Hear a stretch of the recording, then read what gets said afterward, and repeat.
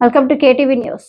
కర్నూలులో ఇటీవల వైఎస్ఆర్సీపీ టీడీపీ పార్టీల మధ్య జరిగిన రాజకీయ విమర్శల నేపథ్యంలో సోషల్ మీడియాలో ఆర్యవేశ్యులపై చేసిన వ్యాఖ్యలను ఆర్యవేశ సంఘ నాయకులు తీవ్రంగా ఖండించారు. కడపలో నిర్వహించిన విలేకరుల సమావేశంలో పంచ్ ప్రభాకర్ వ్యాఖ్యలు జాతిని అవమానించేలా ఉన్నాయని మండిపడ్డారు. ఆంధ్రప్రదేశ్ ఆర్యవేశ మహాసభ మాజీ వైస్ చైర్మన్ పడుచూరి వెంకటేశ్వర్లు, బుధవరపు కృష్ణమూర్తి, బెస్త వేముల రామ మహేష్, దేవతి శంకరయ్య, యాదల్ల వెంకటరమణయ్య, మేడ జనార్దన్ తదితరులు పాల్గొన్నారు. అందరికీ నమస్కారం. ఈరోజు కడప నగరంలో ఈ యొక్క Vasavi club international AVS VKSP Kadapa club ఆధ్వర్యంలో పత్రికా సమావేశం ఏర్పాటు చేయడం జరిగింది. నా పేరు పడుచూరి వెంకటేశ్వర్లు. ఆంధ్రప్రదేశ్ ఆర్యవైశ్య మహాసభ మాజీ పొలిటికల్ వైస్ చైర్మన్గా ఈ యొక్క AVS VKSP కడప క్లబ్కు వ్యవస్థాపక అధ్యక్షునిగా గౌరవ అధ్యక్షునిగా ఉన్నాను. అయితే ఈ మధ్యకాలంలో కర్నూలు పట్టణంలో తెలుగుదేశం పార్టీ మరియు వైఎస్ఆర్ కాంగ్రెస్ పార్టీ రాజకీయపరమైనటువంటి విమర్శల నేపథ్యంలో వారు విమర్శించుకుంటున్నారు. అంటే రాజకీయాల్లో ఏమవుతుందంటే పార్టీల పరంగా ఒకరికొకరు విమర్శించుకునే సందర్భంలో ఏదైనా ఒక పార్టీకి సంబంధించినటువంటి వ్యక్తులపైన వారు విమర్శించుకోవాలి తప్పక ఇందులో కులాలను లాగడం, మతాలను లాగడం, కుల గౌరవాన్ని కించపరచడం, మా యొక్క వర్గాన్ని కించపరిచే విధంగా మా సామాజిక వర్గం యొక్క వ్యాపారాలపైన, మా కులం పైన, మేము రాసేటటువంటి పద్దులపైన పంచు ప్రభాకర్ అంటే ఆలియాస్ ప్రభాకర్ రెడ్డి అనేటటువంటి వ్యక్తి ఒక పార్టీకి సంబంధించినటువంటి సోషల్ మీడియా యాక్టివిటీస్ అతను ఏం చేశాడంటే ఈ యొక్క ఆరోపణలు ఎదుర్కోలేక దుర్మార్గంగా మా కమ్యూనిటీ మీద, మా యొక్క కులం చేసేటటువంటి వ్యాపారాల మీద, మేము రాసేటటువంటి బుక్కుల మీద నీచమైనటువంటి అలిగేషన్ చేశాడు. అతను చేసిన 4 అలిగేషన్లకు సమాధానం చెప్పాలి.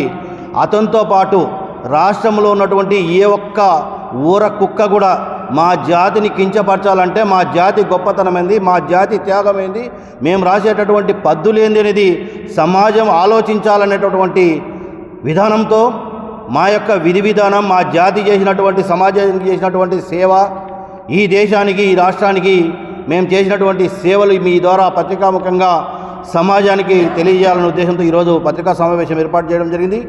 ముఖ్యంగా అతను గాడిద చేసే పని గాడిద, గుర్రం చేసే పని గుర్రం చేయాలన్నాడు.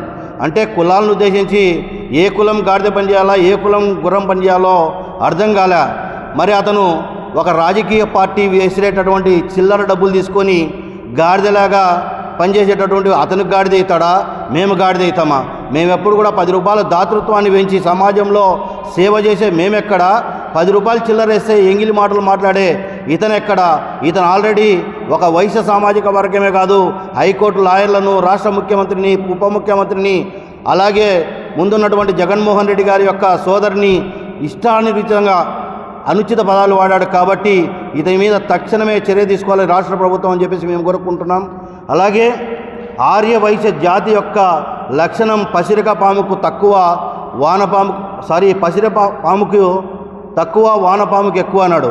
వాస్తవం ఇందులో. ఎందుకంటే మా ఆర్య వైశ్య జాతి వానపాముతో సమానం. ఎందుకంటే తను ఎంతలో ఉంటుందో అంతవరకే ఉండేవాళ్ళం తప్పక మీ మాదిరిగా నిలువెల్ల విషము మీ యొక్క శరీర వయవంలో జీర్ణించుకొని సమాజం మీద విషం గక్కి కులాలు, మతాలు, వర్గాల మధ్యన విచ్ఛిన్నకర విధానంతో ప్రకటించేటటువంటి వ్యక్తులం కాదు.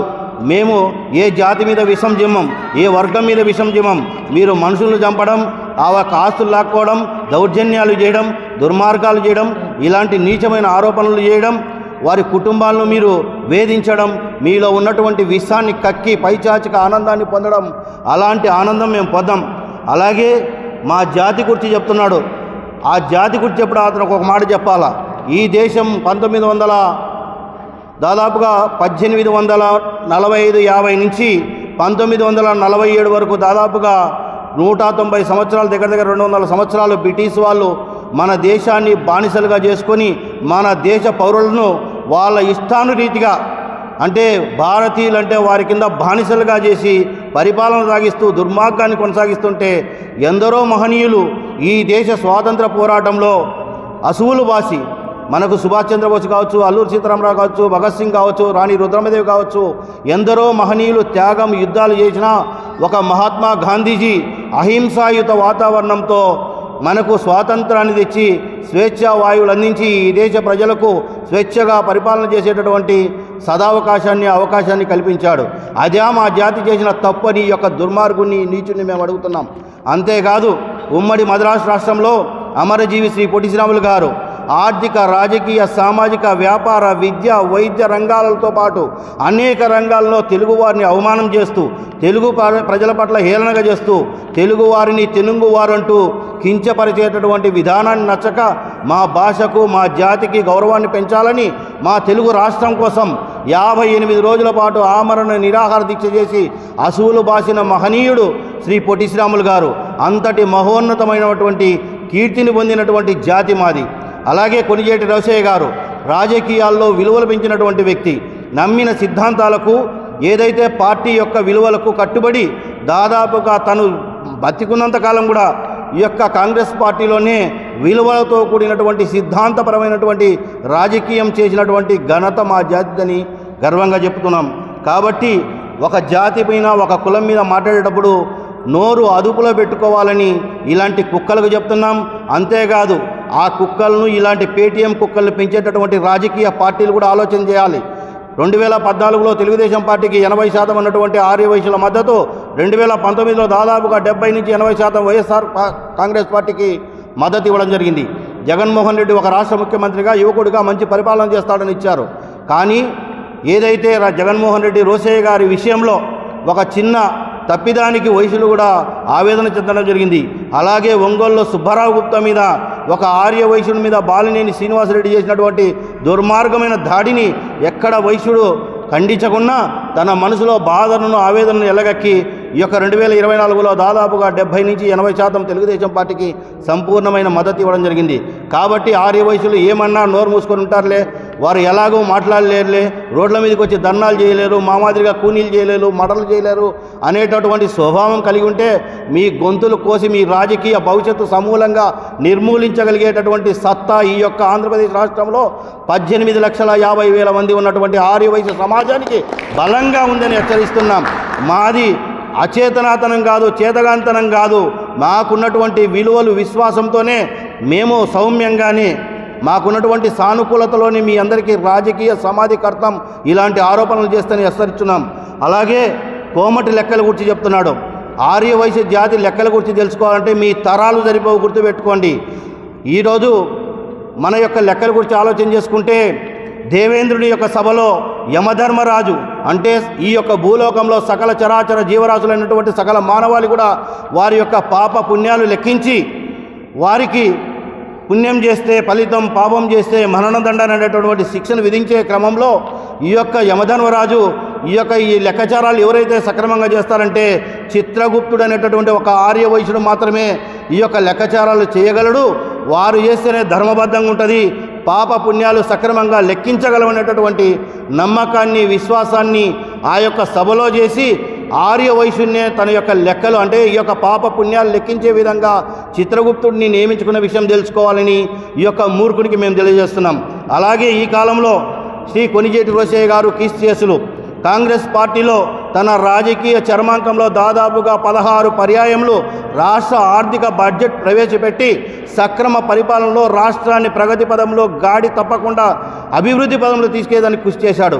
అంతెందుకు ఈ యొక్క ఏదైతే పేటీఎం కుక్క ఉన్నాడో ఈ పేటీఎం కుక్క పార్టీ అధ్యక్షుడైనటువంటి వైఎస్ జగన్మోహన్ రెడ్డి గారు, వారి తండ్రి అయినటువంటి రాజశేఖర రెడ్డి గారు ఇదే కొణిజేటి రోసయ్య గారిని 2 పర్యాయములు తన యొక్క పరిపాలనలో ఆర్థిక శాఖ మంత్రిగా అత్యున్నతమైనటువంటి గౌరవాన్ని ఇచ్చినటువంటి విషయాన్ని కూడా తెలియజేసుకోవాలి.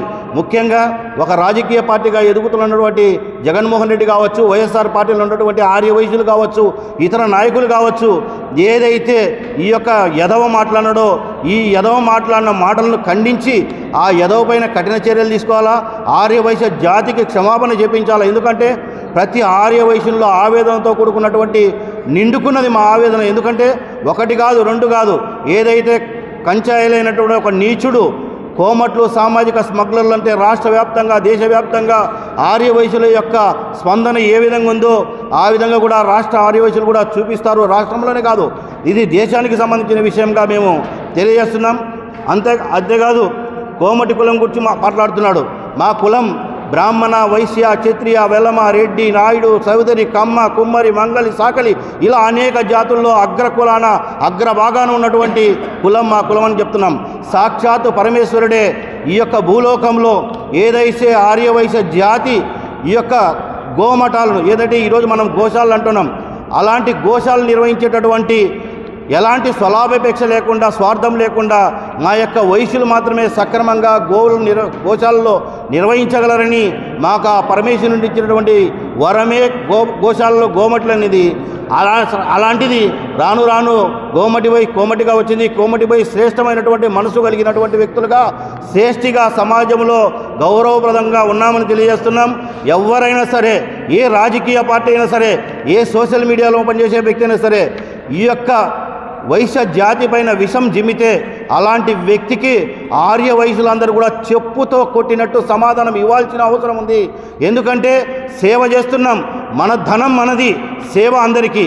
దాతృత్వం, సేవాతత్వం ప్రతి నిత్యం ప్రతి ఒక్క కులానికి ప్రతి వర్గానికి కూడా మనం మంచి చేసే వ్యక్తులమే కానీ ఈ సమాజంలో చెడు చేసే వ్యక్తులం కాదని తెలియజేసుకుంటూ ఈ అవకాశం ఇచ్చినటువంటి వాసవి క్లబ్కు నా హృదయపూర్వక ధన్యవాదాలు, కృతజ్ఞతలు తెలియజేస్తున్నా. జై వాసవి, జై జై వాసవి. వాసవాంబ, జై వాసవాంబ. నా పేరు దేవతి శంకరయ్య, పారిశ్రామికవేత్తని నేను. ఆర్య వయసుల్లో చిన్న దుకాణం నుంచి పారిశ్రామికవేత్త నుంచి వీళ్ళు ఆర్య వయసులు లేకపోతే ఈ గవర్నమెంట్ ఉండదు, మీరు ఉండరు. ఎందుకంటే చిన్న దుకాణం నుంచి పెద్ద ఫ్యాక్టరీ వరకు ధైర్యంగా పెట్టేది ఒక ఆర్య వయసుడే. మీరు చరిత్రలో కానీ చూసుకోండి, ఎప్పుడైనా కానీ ఆర్యవేశుడు గొప్పతనం గురించి ఆలోచన చేయండి ప్రభాకర్ గారు. మీరు మా అంత ధైర్యం కానీ మీకు లేదు అసలు. మేము కానీ రాజకీయాలకు ఎందుకు రావడం లేదంటే మా వ్యాపారాలు మేము చేసుకుంటున్నాం కాబట్టి వ్యాపారాలు చేసుకుంటున్నాం కాబట్టి గవర్నమెంట్గా అధిక ఆదాయము, ట్యాక్సులు, తర్వాత జిఎస్టీలు, ఇన్కమ్ ట్యాక్సులు కట్టేది ఎవరు అనుకుంటున్నారు మీరందరూ? ఒక ఆర్యవైశ్యులే తప్ప మిగతా వాళ్ళు ఏమన్నా కడుతున్నారో మీరు ఆలోచన చేయండి. కొద్దిగా మీరు మాట్లాడేటప్పుడు కింద స్థానం నుంచి పై స్థానం వరకు ఆర్యవైశ్యులు అంటే మిగతా కులాలకు కానీ ఎంత గౌరవమో ఉతురి ఆలోచన చేసుకోవాల్సిందిగా మీ మనసాక్షికి చెప్తున్నాము. గవర్నమెంట్ కానీ ఇటువంటి వ్యక్తులను ప్రోత్సహించకుండా వీళ్ళను కఠినంగా శిక్షించాలి. ఎందుకంటే ఇప్పుడు మా కులాన్ని ద్వేషిస్తారు, నెక్స్ట్ ఇంకొక కులాన్ని ద్వేషిస్తారు. అది పద్ధతి కాదు కదా.